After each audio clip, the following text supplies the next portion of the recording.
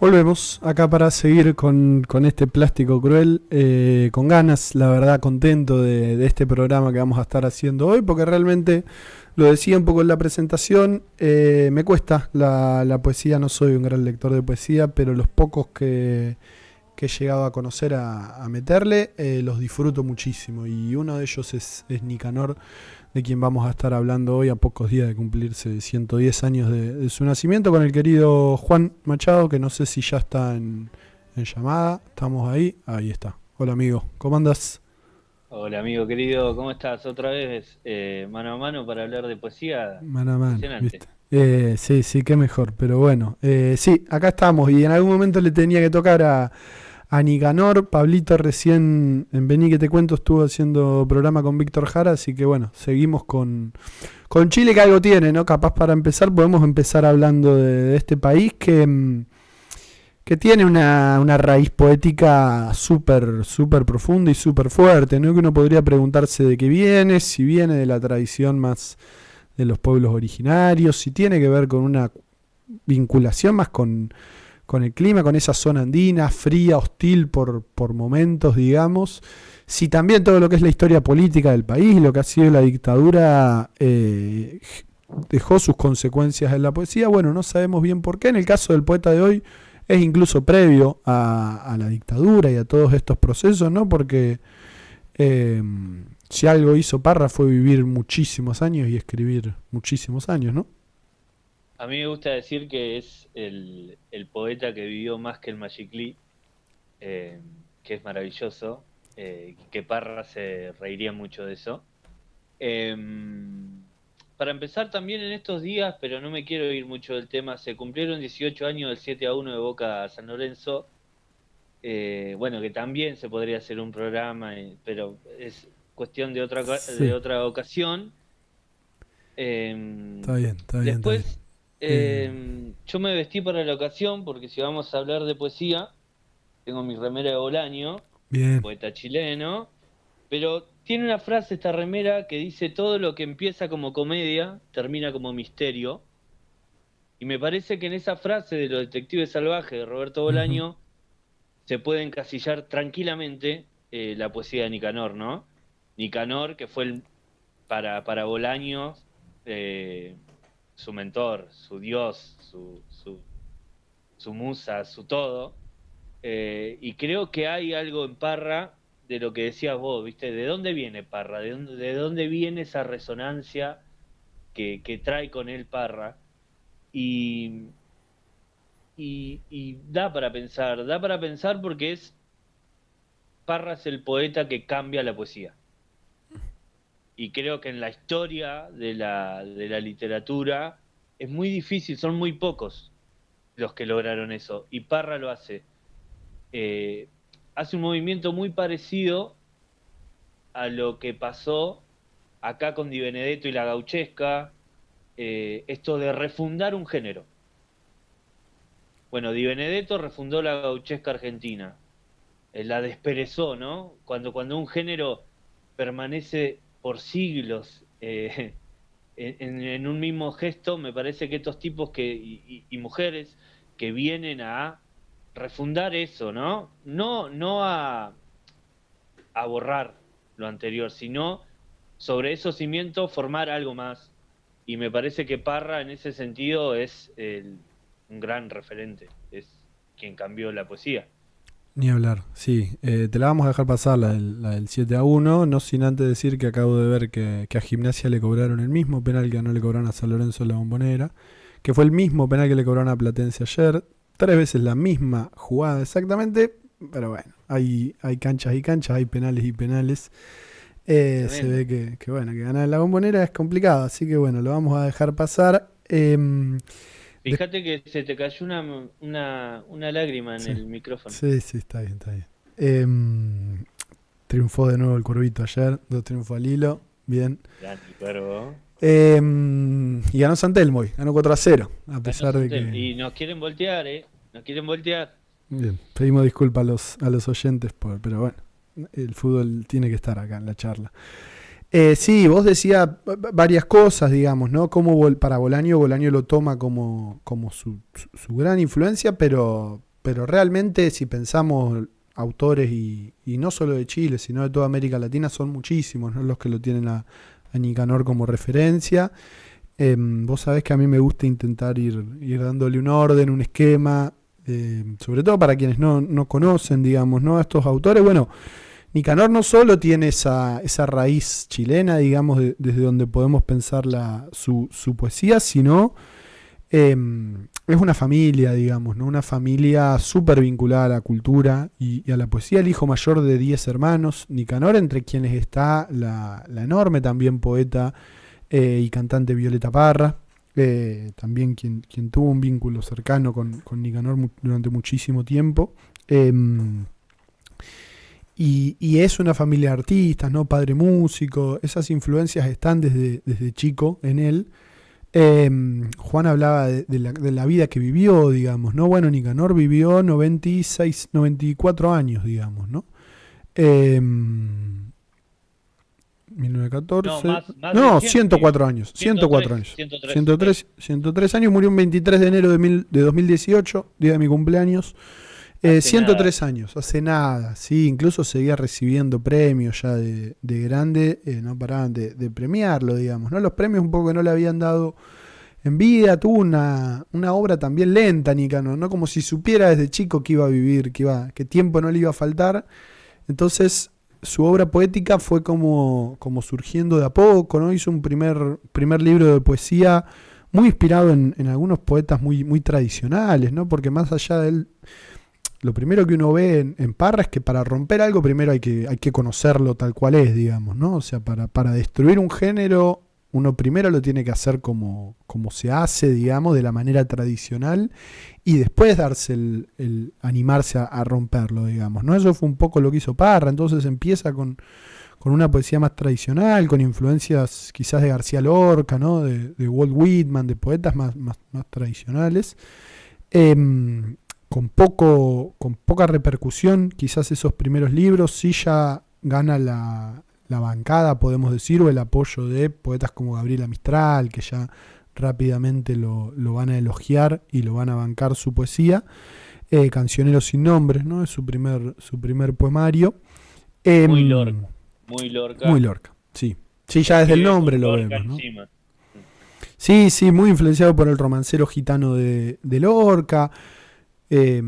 Sonetos y algunos símbolos, digamos, muy lorquianos que están en esos primeros textos de Parra, que se graduó como ingeniero, ¿no? Fue químico, fue matemático, tuvo un recorrido, una formación muy vinculada a las ciencias duras, podemos decir, pero poco a poco se va acercando se va influenciando cada vez más con la poesía y se va haciendo su lugar en un país que si algo tiene es tradición poética. Lo hablábamos, ¿no? Hablamos de Gabriela Mistral, hablamos de Pablo Neruda, podemos hablar de un montón. Bueno, Parra en ese mundo fue haciendo su lugar y bueno, con un buen ruido, digamos, ¿no? Y ya va a ser, digamos, en la década de los 50, cuando con poemas y antipoemas Parra aparece de otra manera, ¿no? Entonces, un poco lo decíamos en la presentación, podemos llamarlo poeta, también llamarlo antipoeta, ¿no? ¿Qué dirías vos que es la antipoesía? ¿Qué es lo que hace Parra que él llama? ¿A qué llama Parra antipoesía? ¿Tenés idea de eso? ¿Qué es para vos eso?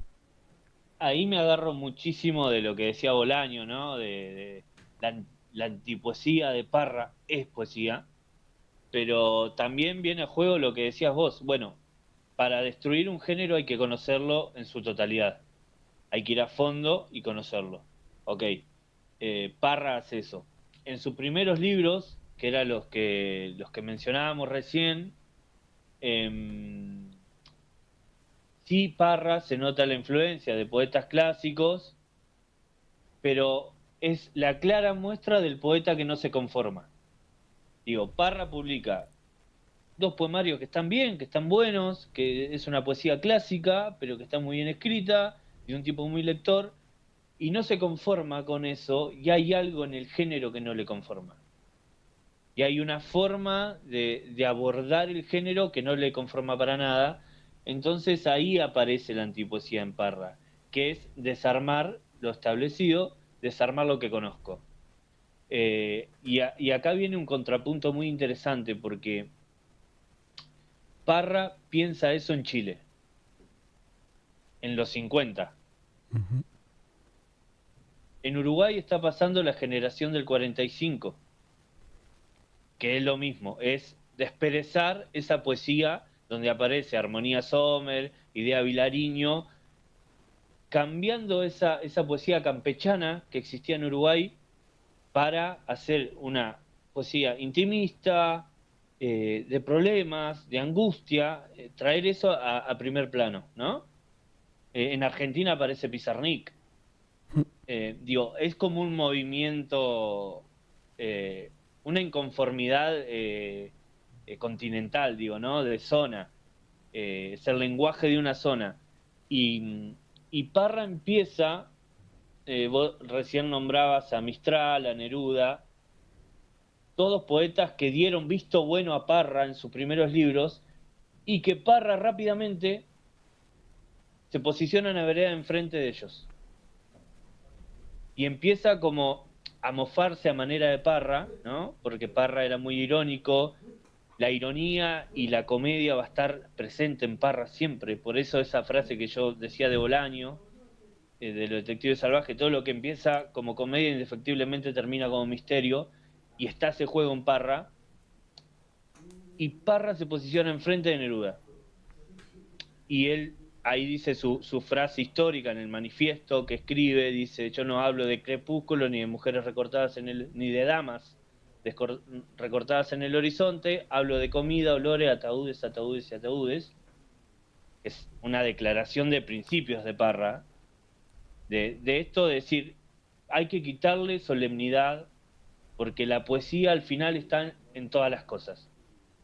Sí. ¿No? Esto es lo que trae Parra, esta frescura la trae solamente Parra. Neruda a eso dice que Parra decapita el suspiro del poema y al suspirante. Y, y al suspirante. Y bueno, ahí hay otra declaración de principio, de no me toquen lo solemne, o sea, toda la vida estuve haciendo esto, dice Neruda, y ahora viene este tipo a decir que no.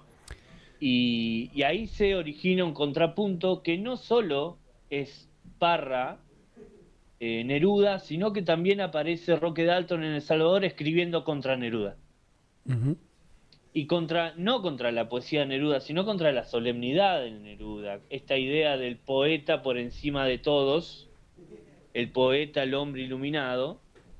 Entonces, lo que va a hacer Parra es escribir en contra de eso y en contra del canon histórico del poeta, ¿no? Esta decoración, estas florituras que va a decir Bolaño después, esta idea de solemnidad, de cosa media intocable y para pocos, Parra lo baja a tierra, lo llena de colores, lo llena de olores, lo llena de chistes.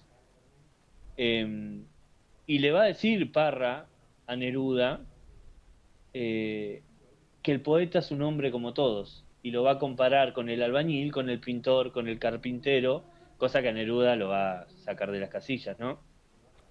Y en un momento, en ese manifiesto manifiesto del poeta de Parra, Parra va destrozando y decapitando todo lo que Neruda compone, ¿no? Todas esas ideas sobre la poesía de Neruda, de Mistral, de Octavio Paz, que son grandísimos poetas, pero que responden a un estilo muy clásico. Se va a enojar Parra y va a decir: basta de la poesía de la metáfora, basta de la poesía de la metáfora, basta de estos metaforones, le dice él a Neruda. Eh, y ahí empieza él con esto de la poesía es un despojo, y empieza a ir totalmente por otro camino poblado de cotidianidad, un poco lo que la escuela de Januzzi, ¿no? Lo que hablábamos de Joaquín Januzzi el programa anterior, y esta confirmación que trae Parra con su poesía de que la poesía está en todas las cosas y a su vez es un fantasma del mundo, ¿no? Como que está ahí, está entre las cosas, si nadie la mira no existe, pero está. Y me parece que el manifiesto antipoético de Nicanor es precisamente ese, es escribir en contra de lo establecido, ir contra la corriente. Pero también esquivando esta idea de Neruda de decir, che, la baja la poesía, baja la vara. Es todo lo contrario. Hoy justo hablábamos con Juan Matio, hablábamos de poesía, tuvimos la clínica, nos pusimos a hablar de poesía, y hablábamos de una poesía actual que escribe casi sin cimientos, ¿no? Que se percibe, que se ve, uno se la encuentra en redes, se la encuentra en libros, una poesía que carece de registro histórico, una poesía que no sabe de dónde viene. Que esto parece una idea que puede asimilarse a la literatura de Parra, pero Parra es el movimiento todo exactamente contrario. Parra tiene la caja de herramientas completa y elige qué, pero conoce el terreno, conoce el cimiento, conoce dónde está parado y sobre qué escribe. Y sobre todo esto te sirve para saber en contra de qué escribir. Digo, entonces Parra es un lector todoterreno, como son los grandes poetas, como lo fue Alejandra Pizarnik, por ejemplo, y conoce el paño, conoce la historia de su género. Entonces, sobre eso se puede fundar algo. Si no existe ese cimiento, ese registro histórico, esa memoria, no se puede fundar nada, creo yo. Sí, sí, totalmente. Ahí en el chat, Caterín nos dice: Parra baja a los poetas del Olimpo, y es un poco ese movimiento, ¿no? Cuando él dice la antipoesía es porque lo que está diciendo es, bueno, si la poesía es esto, lo mío va a ser otra cosa, digamos, ¿no? Lo mío no es esa poesía o esa concepción de la poesía, que es en un doble movimiento, digamos, no tanto en el sentido de pensar que cualquiera puede ser lector, digamos, que no hay que leerse 1500 cosas y tener digamos, cualquiera puede leer poesía, la poesía tiene que ser para todos, y esa visión también Parra, es también por una cuestión antielitista, digamos, ¿no? Él fue el único de sus hermanos que terminó el secundario, por decirlo de una manera, digamos, entonces se corre de una visión elitista de quienes pueden leer, pero también de quienes la pueden hacer, digamos, ¿no? Pero también es un poco como coincido en esto que dice Juan, de que ese movimiento que parece súper sencillo es muchísimo más complejo, ¿no? Porque si uno quiere escribir poesía, bueno, es mucho más fácil hacer pasar como buena, podemos decir, tu poesía si vos vas a un vocabulario refinado, trabajás con cierto registro bien poético, bien complejo, digamos, que si vos haces una poesía no es nada fácil, digamos, ¿no? Trabajar esa poesía con los elementos que hay en la cercanía, y evidentemente Parra lo supo hacer, y es un poco como decíamos recién, bueno, él hizo eso después de leer a todos, incluso viajó por Estados Unidos, viajó por Inglaterra, y ahí incluso hay una influencia importante de los poetas beat también en la obra de Parra, me parece, en los 60, incluso tiene contactos, digamos, con varios de ellos, pero lo influyen bastante, así que me parece que con esa definición de lo que Parra define la antipoesía y ese manifiesto, digamos, ¿no? que es una base desde donde él va a escribir, tenemos una buena presentación de este autor. Podemos también pasar, si Guada lo tiene a mano, al video de Bolaño. No sé, Guada, si lo tenés. Tenemos la operadora. ¿Tenés el video? El de Bolaño. Ahí vamos a ver, porque es Bolaño hablando sobre Parra. Un poco, un video cortito, y después quizás nos podemos meter un poco en su manera de trabajar, ¿no? Tenemos un poema ahí. Escribir en serio, cuando la apuesta era a vida o muerte, que es una forma un poco exagerada de decirlo, pero bueno, se parece. Lo que escribía era poesía, y leí muchísima poesía. Y siempre he admirado las vidas de los poetas, esas vidas tan desmesuradas, tan arriesgadas. Y en ese sentido, tal vez, solo tal vez, ese amor mío por la poesía y por los poetas se refleja de alguna manera en algunos de mis libros. Yo no creo que en todos. Yo creo que además, yo como poeta no soy nada lírico. soy totalmente prosaico, cotidiano. Mi poeta favorito es Nicanor Parra. Nicanor Parra ya lo dice, que él no habla de crepúsculos ni de damas recortadas sobre el horizonte, sino de comidas y luego de ataúdes. Y ataúdes, lo repite.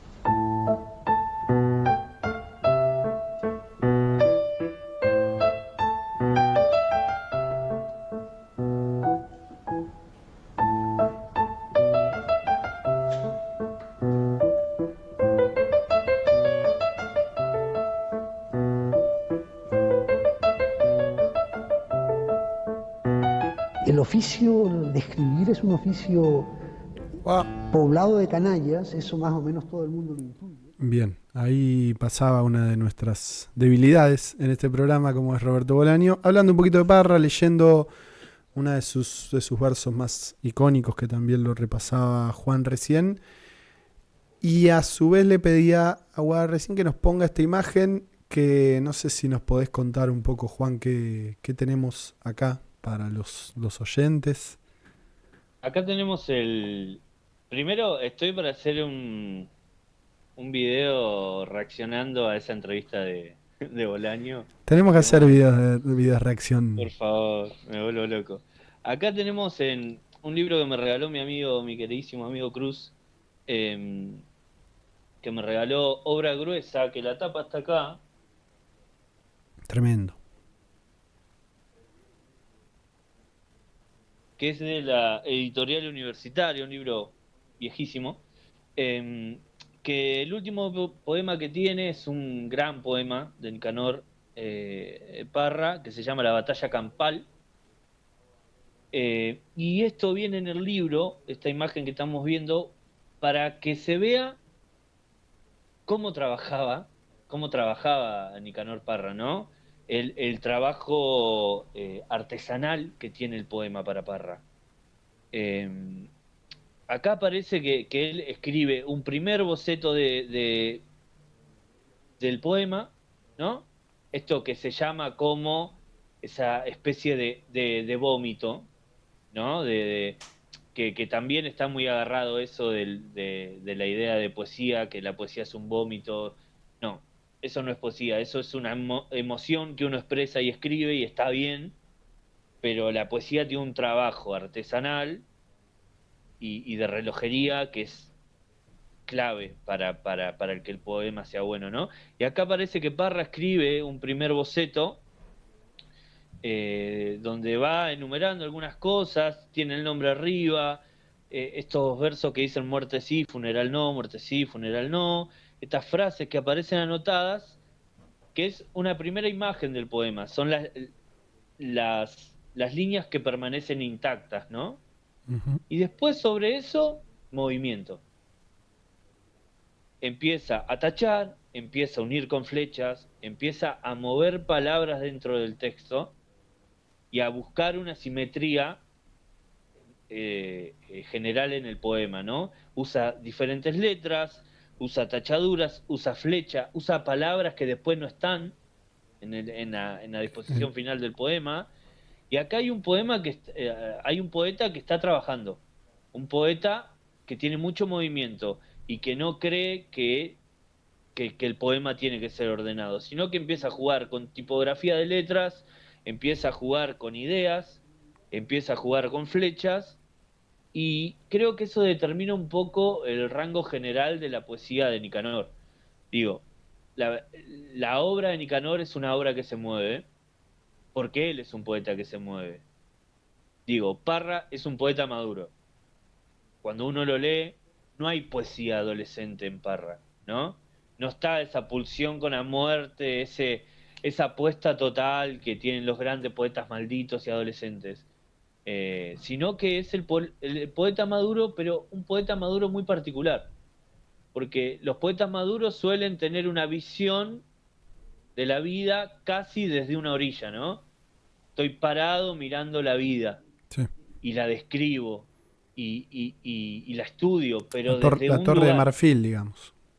Claro, esa es la idea del poeta maduro. Parra es un poeta maduro que va caminando entre las cosas, que se mueve, que está en contacto, que come, que caga, que se enamora, que se desenamora, que llora a sus hermanas muertas, que lloran a sus hermanos desaparecidos, que llora a los desaparecidos en Chile, que putea a Pinochet. Es un poeta que está en movimiento constante, ¿no? Eh, y que va a polemizar todo el tiempo, digo, cuando él escribe, seremos felices cuando este mundo esté gobernado por la izquierda y la derecha juntas, digo, es un tipo que está hinchando las pelotas y que quiere el movimiento del pensamiento. Entonces, lo que vemos en esta disposición de este poema y en este trabajo que hay en Parra, es que el poeta se está moviendo y que el poema necesita que lo tironeen después de ser escrito. Entonces hay un trabajo artesanal muy interesante y hay mucho arrepentimiento en ese primer escrito. Fíjate qué tachado está gran parte del poema inicial. Está muy tachado, porque es un poeta que borra con el codo lo que escribe con la mano, ¿no? Y que en ese sentido no se conforma con lo que escribe, sino que va buscando más y más y más, y eso también es una descripción de la obra de Parra, ¿no? Un tipo que fue voraz, fue muy voraz, tan voraz como los famosos poetas malditos. Él es, inclusive en ese caso, la contracara, no muere joven, vive más de 100 años, y no se queda quieto nunca. Sí. Es un tipo que el poeta siempre tiene esta mirada de contacto con la muerte, que Parra la tiene, pero esto de estar todo el tiempo en ese limbo, no, Parra está totalmente al lado de la vida. Uh-huh. Es un poeta que está vivo, que vive y que quiere vivir más y que no le alcanzan esos 100 años. Lo mismo Roque Dalton, lo mismo Paco Urondo, ¿no? Son Sí. poetas muy vitales, muy vivos. Sí, sí, pero ese movimiento constante que es interesante pensar cómo se refleja en su obra y en su vida todo el tiempo, porque si uno lo piensa, Parra, en términos políticos, como vos decías, una figura totalmente cambiante, totalmente contradictoria, totalmente polémica, digamos, en un montón de escenarios, pero siempre buscando eso, ¿no? Él es como alguien que cree que el pensamiento se construye desde la confrontación, digamos, y se crea desde la tensión y desde el contrapunto, digamos, ¿no? Entonces, crítico siempre de las derechas, digamos, ¿no? Ni hablar de Pinochet y de todo lo que fue, pero también crítico en su momento de Allende y de muchos gobiernos de izquierda, bueno, en distintos momentos de su vida, eso, haciendo distintos movimientos, hablando de movimientos, me puse a hacer yo movimientos. Apareció Parra. Apareció Parra, sí, viste. Bueno, ahí creo. Una figura, la de Parra, muy simétrica en ese sentido con Fowell, ¿no? Acá.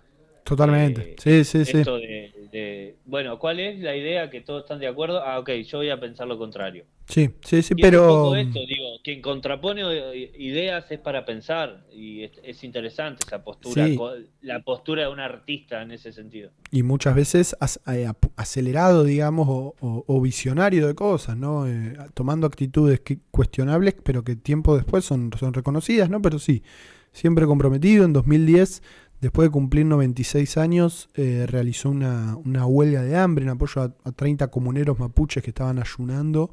Bueno, Parra se comprometió, acompañó, pero realmente sí, un poeta impresionante, un poeta que influenció a muchísimas generaciones posteriores, que como decíamos un poco fue ganando cada vez un mayor reconocimiento más grande, digamos, ¿no? Ganó el Premio Nacional de Poesía de Chile, ganó el Premio Cervantes, ganó el Premio Juan Rulfo, ¿no? Lo cual él dijo que estaba le parecía medio contradictorio porque Juan Rulfo era un prosista y él era un poeta, entonces primero pensó que era medio un chiste, después le dijeron que el premio además eran $100.000, entonces dijo, bueno, si es un chiste me sirve igual, digamos, ¿no? Parra ganó incluso mucho dinero en sus últimos años a partir de estas premiaciones y reconocimientos que se le fueron haciendo.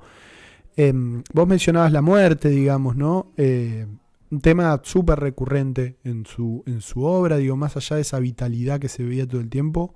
La muerte, como en cualquier poeta en la obra de Parra, estaba súper presente.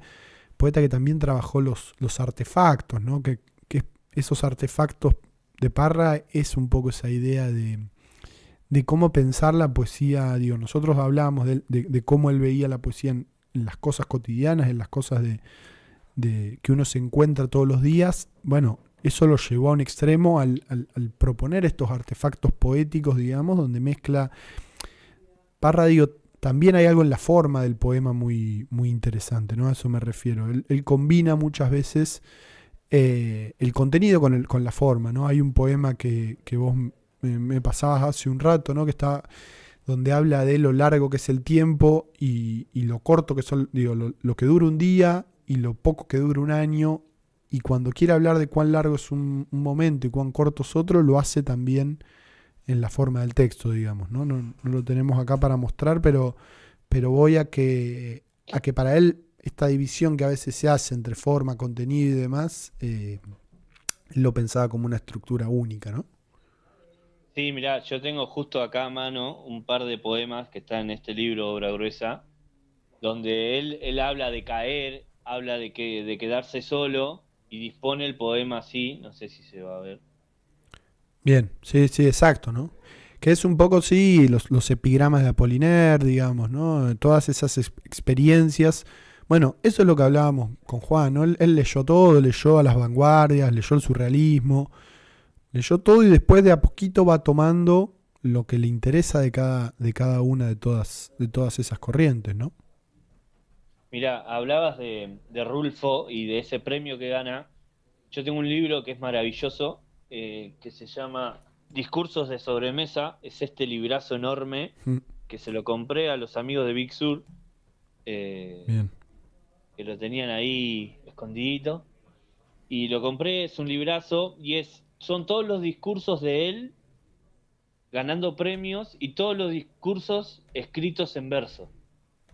Digo, ahí está el poeta, ¿eh? No puede pensar por fuera de la poesía.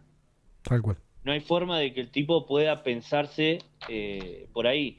Y hablabas de Rulfo, y el primero es cuando gana ese premio, este libro tiene un epígrafe de Rulfo que dice: nos salvamos juntos o nos hundimos separados. Es extraordinario, ¿no?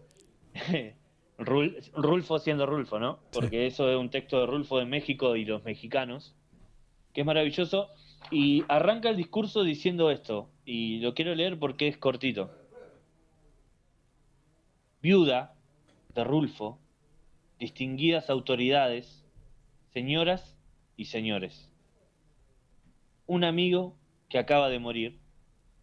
Rulfo había muerto hacía muy poco, cuando él gana ese premio.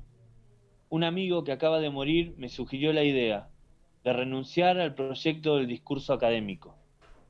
Ahí está Parra, otra vez, ¿contra qué? Basándome en el hecho de que ya nadie cree en las ideas.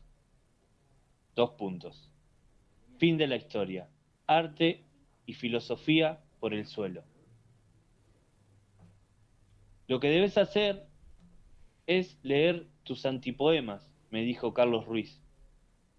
De preferencia, los que se relacionen con la muerte.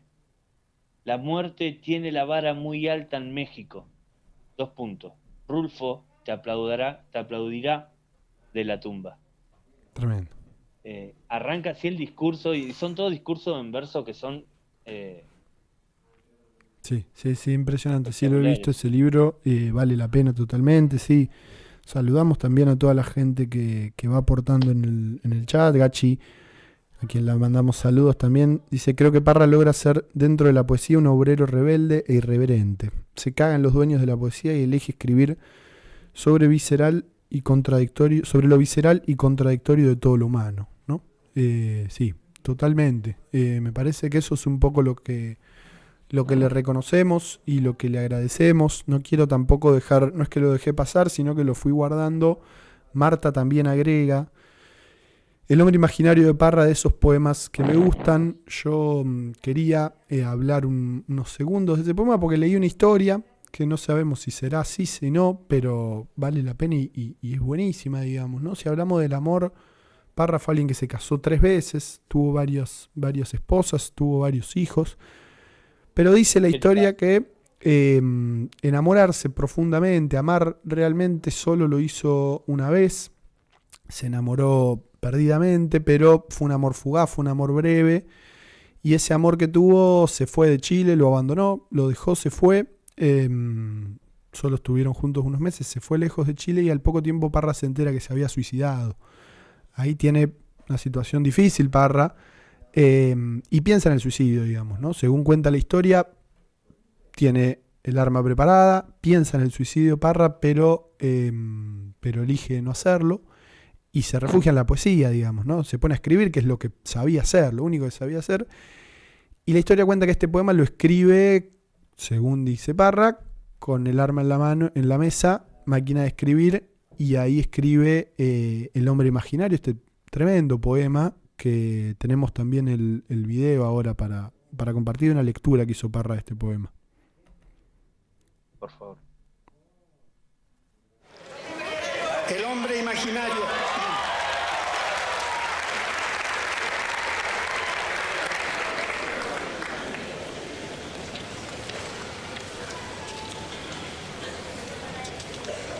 El hombre imaginario vive en una mansión imaginaria, rodeada de árboles imaginarios, a la orilla de un río imaginario. De los muros que son imaginarios penden antiguos cuadros imaginarios, irreparables grietas imaginarias que representan hechos imaginarios, ocurridos en mundos imaginarios, en lugares y tiempos imaginarios. Todas las tardes imaginarias, sube las escaleras imaginarias y se asoma al balcón imaginario a mirar el paisaje imaginario que consiste en un valle imaginario circundado de cerros imaginarios. Sombras imaginarias vienen por el camino imaginario entonando canciones imaginarias a la muerte del sol imaginario. Y en las noches de luna imaginaria sueña con la mujer imaginaria que le brindó su amor imaginario.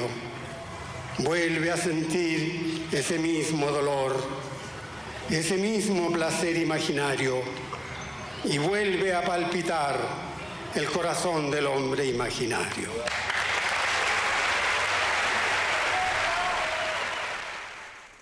Bien, ahí pasaba tremendo Nicanor, alguien que le gustaba mucho leer, no le gustaba exponer, le gustaba leer su poesía, difícil seguramente, ¿no? Para entrevistar, para conversar, tenía sus, más con los años, ¿no? Se iba poniendo seguramente más mañoso y más duro, pero bueno, ahí pasaba ese tremendo poeta y esa lectura, genial. Me parece que está sin sonido, Juancito.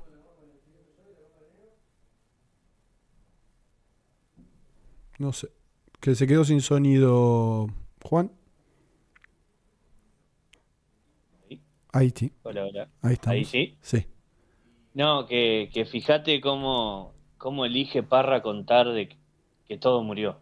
Digo, ese poema se podría resumir, todo murió, la mujer que amaba se murió, todo está muerto acá. Yo estoy acá, pero todo está muerto. Fíjate cómo elige contarlo, es maravilloso, la repetición de la palabra. Sí. Cuando dices 2 veces tiempo, digo, hay algo con el lenguaje de Parra y con el sonido del lenguaje que es maravilloso. Sí, ni hablar. Sí, incluso digo, peor que muerto, ¿no? Porque algo imaginario es todavía peor, porque es algo que uno no sabe si realmente fue tal o no, digamos, ¿no? Si existió o no estuvo. Pero bueno, sí, realmente se merecía un programa, Nicanor, acá de Plástico Cruel, porque es un poeta que nos acompaña y nos ha acompañado en todos. Y además uno con los poetas tiene esa relación que lo acompaña en toda la vida, ¿viste? Un prosista uno puede leerlo un tiempo, te enganchas con una novela y demás, pero los poetas uno siempre los tiene ahí en la biblioteca y cuando lo necesita lo puede ir a buscar, ¿no? Sí, y algo que tienen algunos poetas solamente de ir cambiando la piel, ¿no? Uno puede tener el libro guardado en la biblioteca y ese poeta se va regenerando, se va leyendo a sí mismo y va cambiando sobre sí mismo porque son poetas de la experiencia. O sea, son poetas que trabajan codo a codo con la experiencia humana. Son poetas muy humanos y muy adheridos a la experiencia y a la reflexión sobre la experiencia. Por eso son tan importantes. Yo recomiendo quien lea Nicanor, arme el mapita. Justo esta semana lo estuve haciendo y compartí lectura con una persona maravillosa y hablamos sobre un primer arco de poesía chilena en la que Parra arranca, ¿no? Puntea, pero atrás viene Enrique Lin, que hay una charla entre Parra y Lin en YouTube, que es espectacular, y emerge entre ellos dos Bolaño. Entonces hay ahí un mapita de nuevos poetas chilenos, la nueva poesía chilena, regenerando la anterior, que es espectacular, digo. Quien le guste Parra va a encontrar en Lin otro pulso, otra escritura, otro trabajo en el lenguaje, otra apuesta, pero tan valiosa como la de Parra, y después va a encontrar a Bolaño, que es esa mixtura de ellos dos, que eran sus dos dioses, ¿no? Y me parece que hay ahí un mapita muy interesante para leer. Sí, ni hablar, y no quiero igual dejar de decir antes de cerrar que el querido Neruda, más allá de tantos palos, el Canto General es un tremendo poemario que hizo Neruda, así que tiene sus poemas, digamos, ¿no? Pero bueno, sí, no somos muy amigos de la solemnidad. No, y el problema de los poetas solemnes es que terminan por enamorarse de sí mismos y terminan escribiendo una y otra vez el mismo libro, que es el terror del poeta. Sí, ni hablar.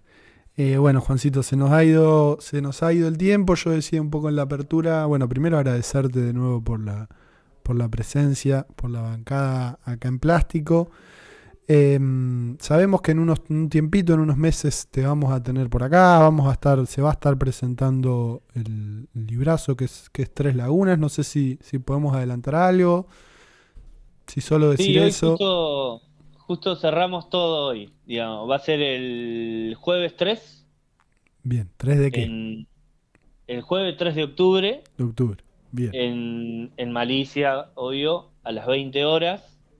Vamos a presentar Tres Lagunas. Van a estar ustedes, Bien, vamos a mis estar. amigos de Plástico, Matimar, Chiruchito y vos. Van a venir Juan Matio y Marce Acevedo.